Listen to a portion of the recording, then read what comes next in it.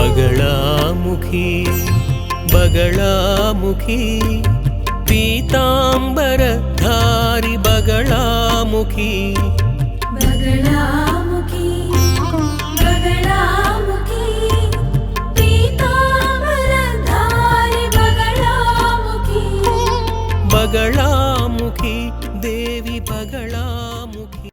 जय जगन्माता देवी बगलामुखी। ओम ह्रीं बगलामुखी वरदे सर्वसौभाग्यप्रदायिनी समस्त भक्तानां सर्वाभीष्टं साधय साधय హ్రీం ఓం స్వాహ. చాలా మంది ప్రజలు అనుకునే ఒక విషయం, మా అబ్బాయి లేక మా అమ్మాయి చాలా కోప్పడుతూ ఉంటుంది అలా అని కొంతమంది చెప్తూ ఉంటారు. ఎందుకలా కోప్పడుతున్నారు, ఎదిరించి మాట్లాడుతున్నారు? ఇంట్లో ఉన్న పేరెంట్స్ని, అమ్మని నాన్నని అన్నని చెల్లెల్ని శత్రువులా భావిస్తుంటారు. అలా అని కొందరు నాకొచ్చి చెప్తూ ఉంటారు. ఇంకొంతమంది వచ్చి చెప్తూ ఉంటారు, ప్రతి విషయానికి మావాడు షై ఫీల్ అవుతుంటాడంటారు. దాన్ని ఏమనొచ్చు, సిగ్గు బిడియం అంటారు కదా, అలా పడుతూ ఉంటాడంటారు.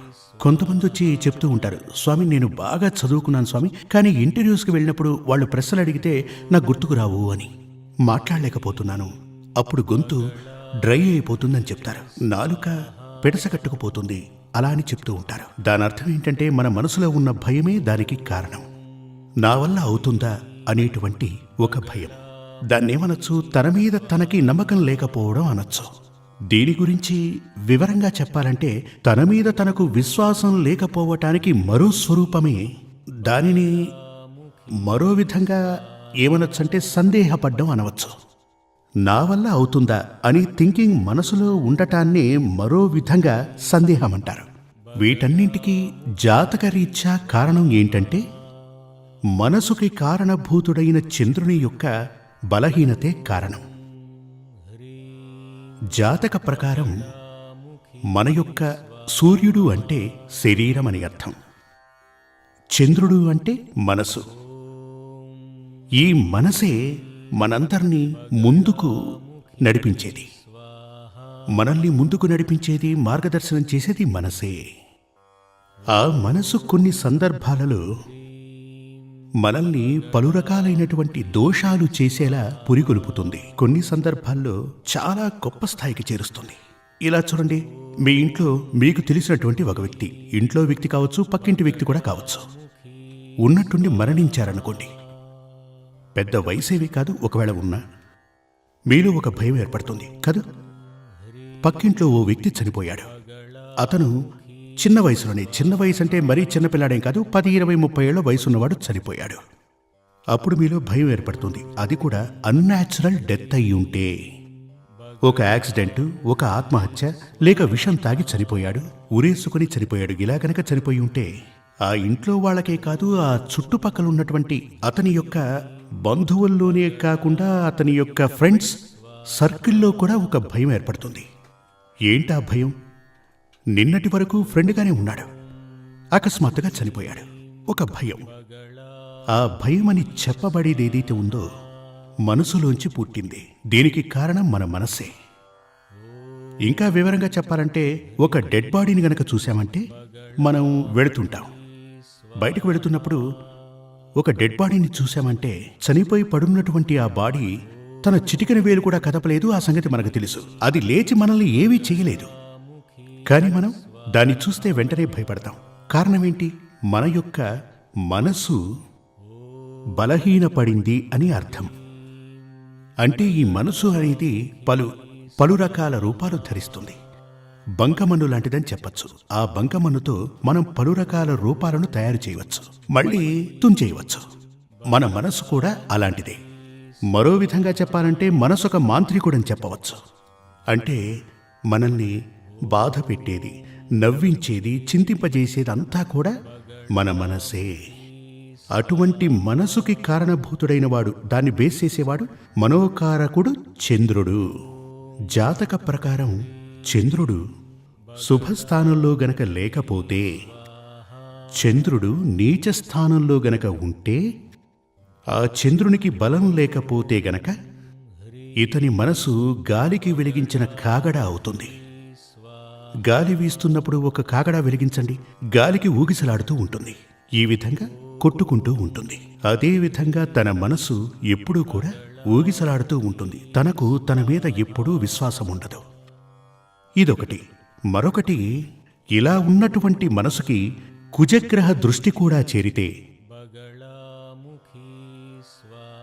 అంటే ఇలా బలహీనపడినటువంటి మనసుకి కుజుని దృష్టి కూడా చేరిందంటే ఏమవుతుంది? వెంటనే కోపం వస్తుంది, అకస్మాత్తుగా కంగారు పడతారు. ఇలాంటి వాళ్ళని అడ్వైస్ చేసి మార్చటం కుదరదు. దీనంతటికీ కారణం చంద్రుని యొక్క నీచత్వం, కుజుని యొక్క బలం. కుజుడు అగ్నికారకుడు. అంటే ఏంటంటే దానివల్ల భయంకరంగా కోపం వస్తుంది, చాలా టెన్షన్ ఉంటుంది. అది సోల్జర్, భటుడు. భటుడెప్పుడూ కూడా యుద్ధానికి సిద్ధమై ఉంటాడు కదా, సోల్జర్. ఆ విధంగానే ఇప్పుడు జాతకంలో గనక ఎలా ఉంటే కుజుని యొక్క సాన్నిహిత్యం లగ్నానికి లేక మనసుకి కారణభూతుడైనటువంటి చంద్రునికి పవర్ఫుల్గా గనక ఉన్నట్లయితే అతను చాలా టెంపర్ గలవాడై ఉంటాడు, గంభీరమైనటువంటి వాడై ఉంటాడు. ఉన్నట్టుండి కోపం వస్తుంది, అకస్మాత్తుగా భయంకరంగా కోపం వస్తుంది. అలా ఉన్నటువంటి వ్యక్తులకు ఇదివరకే చెప్పినట్టుగా చంద్రుడు గనక నీచ స్థితిలో ఉంటే, చంద్రుడు గనక బలహీనపడి ఉన్నట్లయితే, ఆ చంద్రుడు శుభకారకుడు కాకపోతే అటువంటి వ్యక్తికి తన మీద తనకు విశ్వాసముండదు, భయముంటుంది. అదేవిధంగా కొన్ని సందర్భాలలో చాలా మూడీగా ఉంటాడు. ఆ చంద్రుని వల్ల ఎవరికైతే పిచ్చి, అంటే వివరంగా చెప్పాలంటే మెంటల్ ప్రాబ్లమ్స్ ఉంటాయో, మెంటల్ హాస్పిటల్స్లో అడ్మిట్ చేస్తూ ఉంటారు కదా, కొంతమంది మీ ఇంట్లో కూడా ఉంటారు కదా, అతని జాతకం తీసి చూడండి, ఖచ్చితంగా చంద్రుడు చాలా బలహీనపడి ఉంటాడు. ఒక్కోసారి నీచ స్థితిలోనూ ఉంటాడు. మనోరోగగ్రస్తులు కావటానికి ముఖ్యమైన కారణం ఇదే. ఎవరైతే మనోవ్యాధితో బాధపడుతూ ఉంటారో వారికి చంద్రుడు నీచ స్థితిలో ఉంటాడు. అదేవిధంగా కుజుడు కనుక బలహీనపడితే వారికి నరాల బలహీనత ఉంటుంది, నాడీ వ్యవస్థ బలహీనపడుతుంది. ఇలా ఉన్నటువంటి దోషాలకు పరిహారంగా మానసమిత్ర హోమం చేయాల్సి ఉంటుంది. మనోబలాన్ని పెంచేటువంటి ఒక పూజ, అదే మానసమిత్ర హోమం. మీకు మీ మీద నమ్మకం లేకపోయినా, అనేక రకాల సందేహాలు గనక ఉంటే, ఇలా ఉన్నవారికి, మనోబలం లేని వారికి సందేహం అంటూ ఉంటుంది. తన భార్య మీద ఎప్పుడూ కూడా అతను సందేహపడుతూ ఉంటాడు, తన భర్త మీద ఈవిడికి సందేహం ఉంటుంది. ప్రతి విషయాన్ని సందేహాత్మకంగా చూస్తుంటారు. దానికి కారణం మనోబలం లేకపోవటమే. అలా ఉన్నవారికి ఈ మానసమిత్ర హోమం గనక చేస్తే అప్పుడు మనోబలం స్థిరత్వాన్ని పొందుతుంది. అదేవిధంగా కుజుని యొక్క దోషం ఉంటే, అంటే ఇదివరకే చెప్పినట్టుగా కుజి దోషం వల్ల కోపం అధికంగా వచ్చేవారికి, ఆ కంగారు ఉన్నటువంటి వారికి ఈ హోమం గనక, అంటే మానసమిత్ర హోమం గనక చేస్తే వారికి శాంతి లభిస్తుంది. అంటే ఏంటంటే మానసమిత్ర హోమం చేస్తున్నప్పుడు చంద్రుడు నీచ స్థితిలో ఉన్నవారికి మనోబలాన్ని పెంచాలి. అతిగా కంగారు పడేవారికి ఆ కంగారుని తగ్గించి, కోపాన్ని తగ్గించి, ఇక్కడ మీకు సందేహం తలెత్తవచ్చు. ఒకటి పెంచడానికి చెప్తున్నారు, ఒకటి తగ్గించడానికి చెప్తున్నారు, కానీ ఒకే మంత్రం కదా. ఎప్పుడూ కూడా మంత్రానికి వచ్చి ఎలాంటి పవర్ ఉంటుందంటే, యాగ పద్ధతులు, అంటే యాగం నిర్వహించే పద్ధతులు గనక మారిపోతే దానివల్ల లభించే ఫలితాలు కూడా మారిపోతాయి. ఇది వేదకాలం నాటి నుంచే మంత్రాలు ఉన్నాయి, వాటి శక్తి కూడా, అంటే వినియోగించే పద్ధతులు కూడా చెప్పడం జరిగింది. మీరు రామాయణం చూసుంటారుగా, ఈ టీవీ ఛానల్లో కూడా వచ్చింది రామాయణం, మీరందరూ చూసుంటారుగా. అంబుల పొదిలోంచి ఓ బాణాన్ని తీసుకుని శ్రీరాముడు ఏదో మంత్రాన్ని జపించి సంధిస్తూ ఉంటారు. అప్పుడు దాని నుంచి అగ్ని ఉద్భవిస్తుంది. అది సౌరాస్త్రం. దాని నుంచి అగ్ని ఉద్భవిస్తుంది. అదే అంబుల పొదిలోంచి మరో బాణాన్ని తీసుకుని సంధిస్తారు, ఓ మంత్రాన్ని జపించి సంధిస్తారు. అప్పుడు జలం ఉద్భవిస్తుంది. అది వరుణాస్త్రం. ఇప్పుడు చూడండి, ఒకే అస్త్రం నుంచి జలం ఉద్భవిస్తుంది, అగ్ని కూడా ఉద్భవిస్తుంది. ఇటువంటి శక్తులకు కారణం మంత్రజపమే. అస్త్రం ఒక్కటే, మంత్రం గనక మారింది అంటే బలం మారుతుంది. అదేవిధంగా ఏ మంత్రమైనప్పటికీ ఆ మంత్రానికి యూజ్ చేసే పద్ధతులు ఏవైతే ఉన్నాయో, జప విధానాలు, ఇవి మారినప్పుడు ఫలం మారుతుంది. అంటే మానసమిత్ర హోమం చేస్తున్నప్పుడు చంద్రునికి బలం ఉండటమే కాకుండా కుజునికి అధికమైనటువంటి శక్తి, కుజుని ద్వారా ఏర్పడిన కోపం, వీటన్నింటినీ కూడా శాంతింపచేయవచ్చు. ఇప్పుడు మీ ఇంట్లో మీకు గనక ఓవర్ టెన్షన్ ఉందనుకోండి, ఓవర్గా కోపం ఉందనుకోండి, ఇలా ఉన్నట్లయితే మానసమిత్ర హోమం చేయటం శుభకరం. అదేవిధంగా చంద్రాష్టమం మనకందరూ చెప్తూ ఉంటారు. అంటే మనకు పంచాంగంలో రాసి ఉంటారు కదా, చంద్రాష్టమం అన్ని పంచాంగాల్లో రాసి ఉంటారు. ఈరోజు చంద్రాష్టమం ఈ గ్రహాలకు సూచిస్తోంది అని. చంద్రాష్టమం అంటే చాలా భయపడుతుంటారు. చంద్రాష్టమం అనగానే దోషం ఎలా ప్రాప్తిస్తుందంటే, చంద్రుడు అష్టమ స్థానంలో ఉండటం వల్ల, 8వ స్థానంలో ఉండటం వల్ల, చెప్పాలంటే 12వ స్థానంలో ఉన్నా అంతే. అష్టమ స్థానంలో ఉంటే అధిక దోషాలు ప్రాప్తిస్తాయి. తన నోటి మాటే తనను బాధ పెడుతుంది. తన నోటి మాట ద్వారా తను నిందను మోస్తాడు.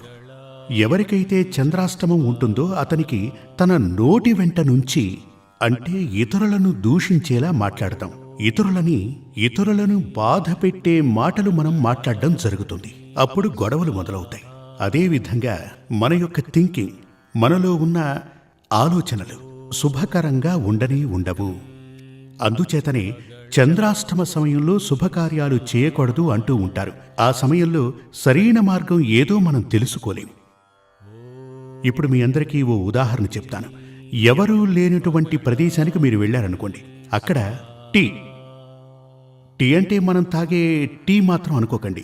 టీ అంటే టీ జంక్షన్. మీరు అక్కడికి వెళ్ళారు. ఏ దారిలో వెళ్ళాలన్న కన్ఫ్యూజన్ మొదలయ్యింది. ఏ దారిలో వెళ్ళాలో తెలియట్లేదు. ఎవరినైనా అడుగుదామంటే అక్కడ మనుషులు లేరు. అటువంటి అవస్థే వస్తుంది ఈ చంద్రాష్టమం నాడు. సరైన మార్గం ఏదో మనం తెలుసుకోలేం. ఇదివరకే చెప్పాను కదా, మన మనసే మనల్ని కంట్రోల్ చేసేది, మనల్ని నడిపించేది, మనల్ని తీసుకుని వెళ్ళేది అని అర్థం. ఇప్పుడు ఆ యొక్క మనసు 8వ స్థానంలో గనక నిలబడితే అది భ్రాంతికి గురి అవుతుంది. మాయ కమ్ముకొని సరైన మార్గం ఏదో మనం తెలుసుకోలేం. మన బుద్ధి సరైన మార్గాన్ని విస్మరిస్తుంది. అందుకని చెప్పారు, చంద్రాష్టకాలంలో శుభకార్యాలు చేయకూడదు అంటారు. ఎందుకంటే చంద్రుడు మనసుకి అధిపతి అయినందుచేత అప్పుడు తీసుకునేటువంటి నిర్ణయాలు శుభకరం కానేరవు. ఇప్పుడు ఉదాహరణకి మనం సంధి సంభాషణ ఎవరితో అయినా చేస్తున్నామనుకోండి. సంధి సంభాషణ అంటే మీ అందరికీ తెలుసు కదా, ఇద్దరి మధ్య మ్యూచువల్ అండర్స్టాండింగ్ ఏర్పాటు చేయడానికి మాట్లాడే తీరు. ఆ రోజు చంద్రాష్టమం అయితే మీ వల్లనే వాళ్ళిద్దరి మధ్య గొడవలు పెరిగిపోతాయి. ఆ ప్రాబ్లం అస్సలు సాల్వ్ కాదు. ఈ విధంగా ఋషీశ్వరులు ఎందరో దీని గురించి అధ్యయనం చేసి అనుభవాల ద్వారా ఓహో చంద్రాష్టమం అంటే ఇది, ఈ సమయంలో ఇలాంటి కార్యాలు చేయకూడదని రాశారు. అదేవిధంగా చంద్రుడు గనక శుభస్థానంలో ఉంటే జాతకం చూస్తే తెలుస్తుంది మీది ఏ రాశి. ఆ రాశి నుంచి 8వ స్థానంలో ఉన్నదే చంద్రాష్టమం అంటూ ఉంటాం. 3, 6, 11 మీ యొక్క రాశి, ఈ స్థానాలలో గనక చంద్రుడు ఉంటే మీ జీవితంలో మంచి శుభకార్యాలు జరుగుతాయి. కావాలంటే మీరు చూసుకోండి.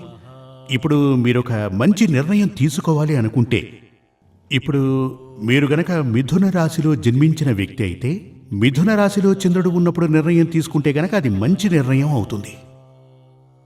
చంద్రుడు 10, 11లో ఉన్నప్పుడు మీరు నిర్ణయం తీసుకుంటే మంచి జరుగుతుంది. చంద్రుడు 6, 7లో ఉన్నప్పుడు తీసుకుంటే మీకు శుభ ఫలితాలు లభిస్తాయి. ఇదే 8లో చంద్రుడు ఉన్నప్పుడు, 12లో గనక చంద్రుడు ఉన్నప్పుడు తీసుకున్నారంటే మీ నిర్ణయం శుభకరం కానేరదు.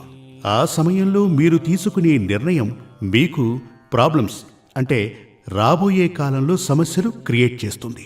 అంటే సరైన మార్గం మనం ఎంచుకోలేమని అర్థం.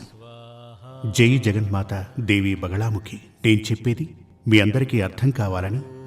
మీకు అర్థం కాని విషయాలు సూర్యమంగళానికి రాయండి. సాధారణమైన విషయాలు ఏవైనా సూర్యమంగళం తాంత్రిక విద్యాపీఠం, పశ్చిమ పాపాంకుళం, కలిడైకురిచ్చి, తిరునల్వేలి, అలా అని మీకు తెలియని విషయాలు, అదేవిధంగా మీరు తెలుసుకోవాలని తపించే విషయాలు కూడా ఒక కార్డులో రాసి పంపారంటే మీకోసం ప్రతి వారం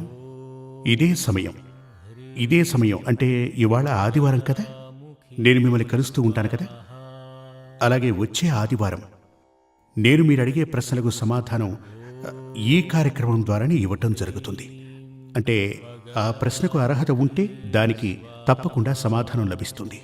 జై జగన్మాతా దేవి బగళాముఖి. సమస్త భక్తానాం సర్వాభీష్టం సాధయ సాధయ హ్రీం ఓం స్వాహ. శ్రీ సూర్యమంగళం అద్వైత వేద విద్యాపీఠంలో తాంత్రిక పూజల్లో సిద్ధహస్తులైన ఎందరో ఆచార్యులు అమావాస్య, పౌర్ణమి రోజుల్లో ప్రత్యేక యాగాలు నిర్వహిస్తారు.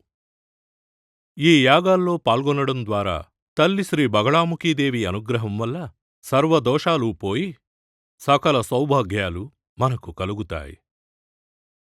శ్రీ సూర్యమంగళం అద్వైత వేద విద్యాపీఠం జ్యోతిష్యం, ప్రశ్నలు, వాస్తు, తాంత్రిక పూజలు మరియు వేదయాగాలు నిర్వహిస్తారు. సంప్రదించవలసిన నంబర్ 7305442299 7305442299.